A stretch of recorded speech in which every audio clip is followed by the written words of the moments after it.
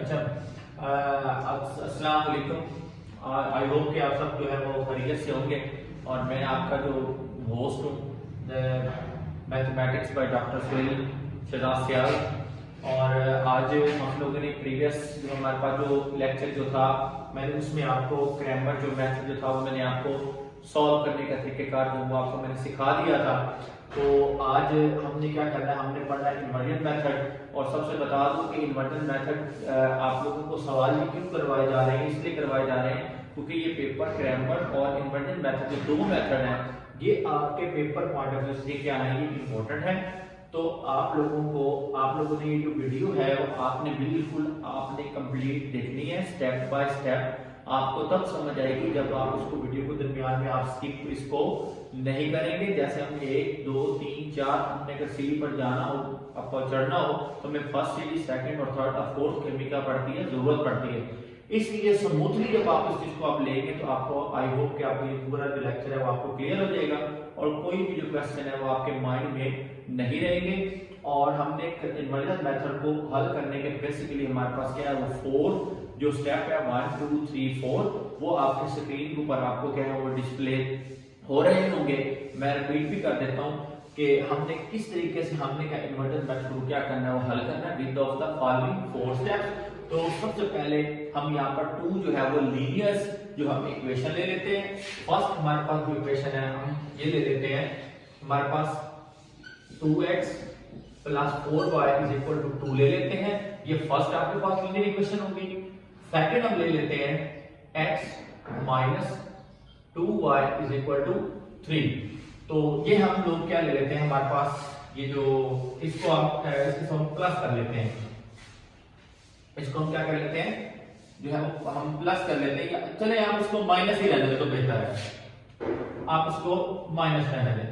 अच्छा जी, ये हमारे पास 2x plus 4y is equal to 2 है और x minus 2y is equal to क्या है हमारे पास 3 है। ये 2 हमारे पास क्या है, ये लीनियर हमारे पास क्या है इक्वेशंस है। क्योंकि इसकी जो लीनियर इक्वेशन का क्या मतलब है, इनकी डिग्री क्या है 1 है, x की पावर 1 है, y की पावर भी क्या 1 है, इधर भी 1 है, इधर भी क्या है 1 है। ये हमारे पास क्या बन गई, लीनियर इक्वेशन बन गई। सबसे पहले हमने इसको लिखना है मैट्रिक्स फॉर्म के अंदर। मैट्रिक्स फॉर्म में लिखने के लिए हम क्या डालेंगे, यहाँ पर एक रेक्टेंगुलर ब्रैकेट्स हम लिखेंगे, यहाँ पर पहले लगाते हैं। फिर हमने यहाँ पर हमने लिखना क्या है, लिखना ये है कि इस x के साथ जो इसका कोफिशिएंट है वो हमने लिखना है, यहाँ पर क्या आ गया 2। इस y के साथ इसका कोफिशिएंट क्या है 4, हम क्या लिखेंगे 4। और याद रखिएगा कि इसके साथ माइनस है तो यहाँ पर हम माइनस की तरफ लिखेंगे। अगर प्लस किया तो हम प्लस क्या का साइन लिखें ना लिखें वो एज इट इक्वल होती है। अब इसके साथ इसका जो कोफिशिएंट है यहाँ कुछ भी नहीं लिखा हुआ तो यहाँ हम 0 नहीं लिख सकते, हम यहाँ पर इसके साथ 1 जरूर है तो यहाँ पर क्या आ जाएगा 1। और इस y के साथ क्या है, इसका कोफिशिएंट क्या है -2 है। और बाकी जो बच गए वो हमारे पास क्या बन गए, x और y हमारे पास क्या है बच गया है। उसको हम हमेशा याद रखिएगा, जो x और जो y है हमने उनको हमेशा कॉलम मैट्रिक्स में लिखना है, रो में हम नहीं लिखेंगे, हम कॉलम मैट्रिक्स में हम लिखेंगे। और जो नेक्स्ट है जो हमारे पास राइट साइड पर जो 2 है जो 3, हम इसको कभी इनका लिखेंगे मैट्रिक्स फॉर्म में लिखेंगे। अच्छा, इसको हम क्या नाम देते हैं a का, इसको हम नाम देते हैं x का, इसको नाम देते हैं हम b का। अब x इसी साइड पर रहेगा, ये जो a इधर मल्टीप्लाई हो रहा है x के साथ तो ये इधर जाके क्या हो जाएगा, डिवाइड इसके दरमियान हम डॉट लिख दें या मल्टीप्लाई का साइन लिख दें तो क्या कुछ मल्टीप्लाई हो जाएगा, ये इधर क्या हो जाएगा जाकर क्या हो जाएगा नीचे जाकर डिवाइड हो जाएगा। और x लिखो तो यहां पर हमारे पास बन जाएगा a inverse b। a inverse b यहां पर कौन सी प्रॉपर्टी लगी है मैं लिख देता हूं, अगर a की पावर क्या हो n हो तो वो a की पावर ऊपर जाकर -n बन जाती है। ये बटा में a है, इसकी पावर 1 है तो ये ऊपर जाकर क्या बन गई इनवर्स, और ये क्या आ गया हमारे पास b। अब इस पूरे सवाल को मेन हल करने के लिए हमें इस चीज की जरूरत है। अब ये जानते हैं कि जो a इनवर्स है वो किस इक्वल होता है, a इनवर्स बेसिकली इक्वल होता है हमारे पास क्या होता है अर्धमाइंट ऑफ a बटा a का डिटरमिनेंट, a का डिटरमिनेंट। अब आप ये सोचेंगे कि जो हमारे पास इन्वर्टेड मेथड है कब एग्जिस्ट करता है, इन्वर्टेड मेथड उस वक्त एग्जिस्ट करता है जब हमारे पास जो डिटरमिनेंट है ये नॉट इक्वल टू क्या है 0 है। अगर ये 0 आ गया तो तो आगे आपका क्वेश्चन जो है वो सॉल्वेबल नहीं होगा। वो हमारे पास अगर सिंगुलर मैसेज आ जाएगा तो आपका इन्वर्जन मेथड एग्जिस्ट नहीं करेगा। इन्वर्जन मेथड कब एग्जिस्ट करेगा? जब इसका डिटरमिनेंट की जो वैल्यू है वो खुद यहाँ पर 1 2 3 या नॉन सिंगुलर आए, मतलब 0 के इक्वल ना हो। फॉर एग्जांपल अगर आप देखें ना कि आपके पास ये 1 है, इसके नीचे 0 लिख दें, 1 डिवाइडेड बाय 0, तो आप कैलकुलेटर से जवाब देंगे वो आपका यहाँ पर क्या दे देगा? एरर दे देगा। क्या देगा आपका कैलकुलेटर? एरर। आगे क्वेश्चन हल ही नहीं होगा। इसलिए इसका नॉन जीरो होना सबसे ज्यादा क्या है वो जरूरी है। अब मैं क्या लिखता हूं? a इज इक्वल टू, यहां पर मैं लिखता हूं हमारे पास क्या है जी? 2 है, 4 है, 1 है और माइनस का क्या है? 2 है। इसको हम इस तरह लिखेंगे, ये डिटरमिनेंट की निशानी है जिसके दरमियान स्ट्रेट लाइन हो, ये 2 4 1 और -2। अब क्या होगा, हमने क्या करना है, ये होते हैं डायगोनल एलिमेंट्स, ये वाले, ये डायगोनल। हमने इन दो को आपस में क्या करनी है? पहले सबसे पहले हमें मल्टीप्लाई करना है। कैसे करना है? हम लिखेंगे जो a डिटरमिनेंट है इज इक्वल टू हमारे पास 2 मल्टीप्लाई बाय -2 और ऑलवेज इसके दरमियान क्या आएगा? माइनस आएगा। जब आप डिटरमिनेंट लेंगे तो जब हम इसको मल्टीप्लाई करेंगे डायगोनल एलिमेंट्स को, फिर उसके बाद जब ये नॉन डायगोनल को आप मल्टीप्लाई करेंगे 4 और 1 को, उसके दरमियान क्या आएगा? माइनस। हम क्या लिखेंगे यहां पर? 4 मल्टीप्लाई बाय 1, तो ये आ जाएगा हमारे पास -4, ये आ जाएगा -4, ये बन जाएगा -8। ये नॉट इक्वल टू क्या आया है? 0 आया है।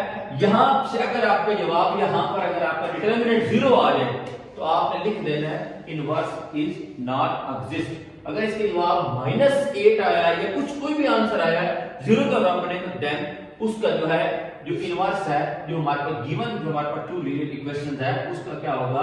एग्जिस्ट होगा हमारा उसका इन्वर्जन मेथड। तो अब इसके बाद हम क्या लेते हैं? हम अर्जुआइंट लेते हैं।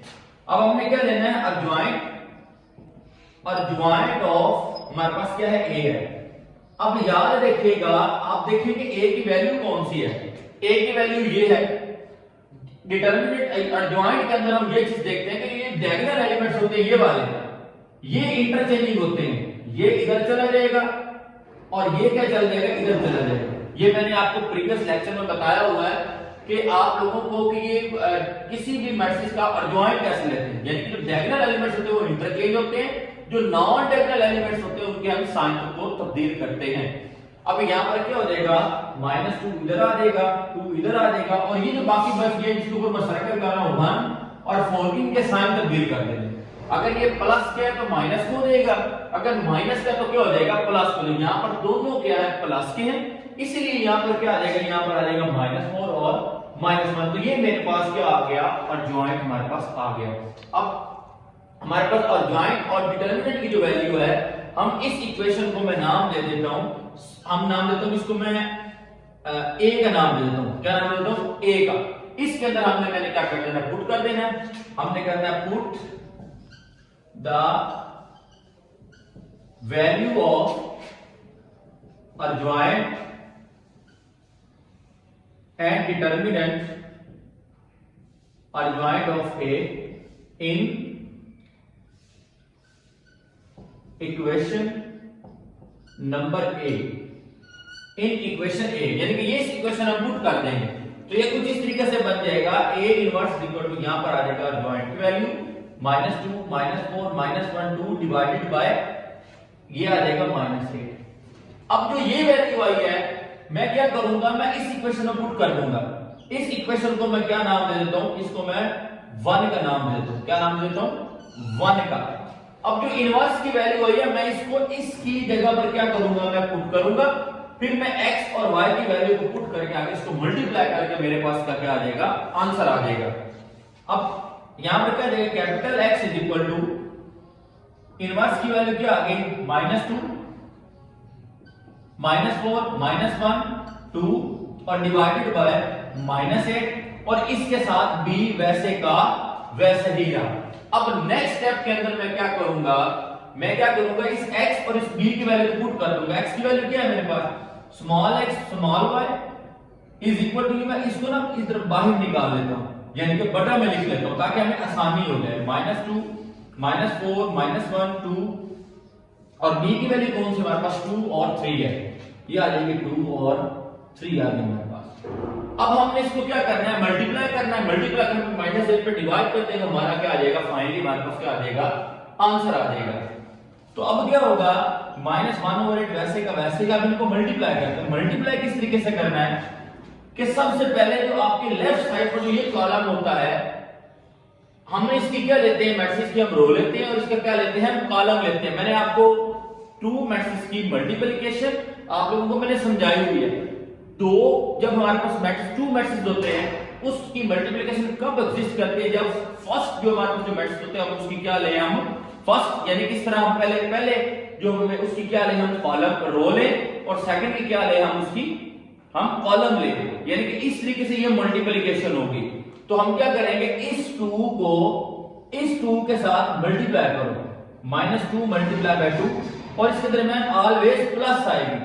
अब ये जो वाला 2 है 4 है, ये इस 3 के साथ क्या होगा, मल्टीप्लाई होगा, यानी कि -4 मल्टीप्लाई बाय 3 और ये ब्रैकेट बंद, क्योंकि यहां पर एक कॉलम है तो फर्स्ट कॉलम से मल्टीप्लाई होकर आगे कोई है नहीं तो हम जाएंगे नहीं। अब ये सेकंड रो है, इस सेकंड रो का ये जो 1 है इसको इस 2 के साथ अलग करो, -1 मल्टीप्लाई बाय 2 फिर दरमियान में प्लस फिर 2 मल्टीप्लाई बाय 3। अब इसको हम सॉल्व करेंगे, -1/8 ये आ जाएगा हमारे पास -1/8 is equal to 2 2s are 4 -4 plus -2 ये आ जाएगा 12, ये आ जाएगा -2 ये आ जाएगा 6। यहां तक उम्मीद है कि आपको यहां तक क्या होगी, समझ आ गई होगी। तो अब मैं इसका कुछ हिस्सा यहां से ऊपर वाला क्या है वो मैं रिमूव कर देता हूं।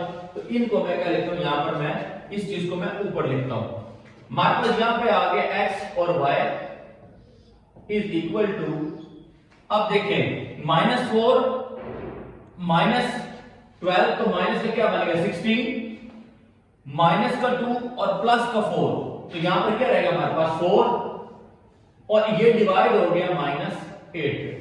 अब -8 को इस पर भी डिवाइड कर दें और आप इस पर भी डिवाइड कर दें, तो फाइनली हमारे पास आंसर आ जाएगा इस तरह से आएगा आपके पास, ये आ जाएगा -6 -8 ये 4 और -8, ये माइनस से माइनस काटे 8 1 8 8 2 दर क्या बन जाएगा 16, 1 1 4 1 4 4 2 8, यानी कि यहां पर आंसर क्या आ गया हमारे पास, यहां पर प्लस का 2 और यहां पर माइनस का 1/2 मेरे पास आंसर आ गया, ये आ गया x और ये आ गया मेरे पास y। तो अब यहां से क्या होगा, इंप्लाइज होगा x क्या आ जाएगा हमारे पास 2 और जो y है ये आ जाएगा -1/2। तो ये मेरे पास फाइनली x और y के क्या आ गया, मेरे पास आंसर आ गए। जो हमने इन्वर्टेड मेथड से हमने जो अननोन वैल्यूज थी, ये 2 अननोन वैल्यूज थी, तो हमने दोनों अननोन वैल्यूज की हमने क्या निकाले, वैल्यू निकाली। अगर इन 2 अननोन वैल्यूज को अगर मैं उठाकर इधर किसी भी क्वेश्चन में पुट कर दूं तो ये सेटिस्फाई करेगी राइट हैंड साइड को। तो यहां पर देखिए, अगर यहां पर कटते हैं तो अब उनको काट देना है, यानी कि सेम टेबल पे काटना है, अपर भी और लोअर में, डिनोमिनेटर में भी और डिनोमिनेटर के अंदर भी।